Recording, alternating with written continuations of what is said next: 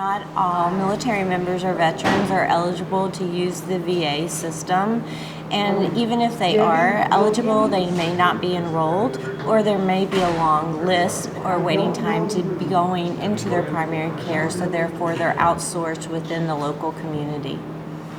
On our more previous deployments, they're now seeing some of the burn pit exposures have similar effects of how Agent Orange did. So we're seeing a lot more respiratory concerns.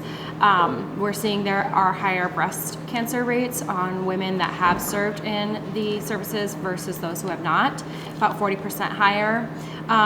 We're seeing more moral injury, and then I know that Tonja may be able to. Yep, and so we are seeing signs and symptoms of PTSD. We see prostate cancers in those who served in Vietnam, exposure to Agent Orange. We see long-term effects on children that were conceived post-parental exposure to Agent Orange.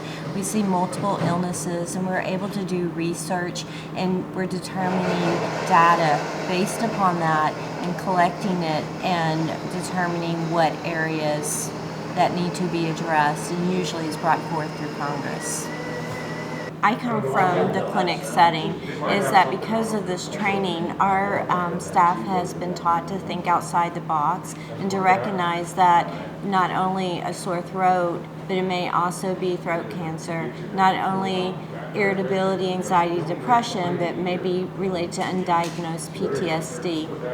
A lung problem may not just be a cough that's consistent, but may be related to lung cancer, related to burn pit exposure, formaldehyde in BHUTs when stationed or deployed in Afghanistan, or silicosis related to the fine dust particles that were inhaled during deployments for long-term periods. So in my clinic, the staff recognize that I'm a current military member, and if they see a veteran in need that have not been established, or is a current military member, they will ask them if they're interested in following with me.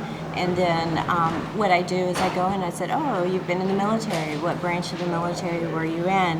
What was your job? What was your AFSC, your MOS? And they start hearing me use the terms, the lingo, and they start opening up and saying, hey, this is what I did. And I'm like, tell me about it. Where were you stationed? Were you ever deployed? What did you do during your deployment?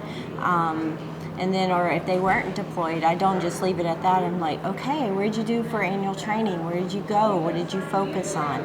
Because it's important to understand that their annual training was just as important to them as a deployment was to others. I can use an example of someone that comes in and they complain of knee pain. Well, I just don't look at it as knee pain. I look, what did you do when you were in the military? Were you a jumper? Were you airborne? Did you have chronic wear and tear on your knees? Or let's say we have someone newly diagnosed with prostate cancer. Did you serve in Vietnam? Were you exposed to Agent Orange? Are you connected within the VA system? And so it helps lead them to the correct care or the proper care that they should be receiving, and the assistance that they would receive through specialty care as well. And I think the program really also is showing the not only us colleagues, but like providers who aren't affiliated within the military somehow, how to really pick up on cues, subtle cues of what verbiage that they're using that might indicate that there's something more going on. It's not just,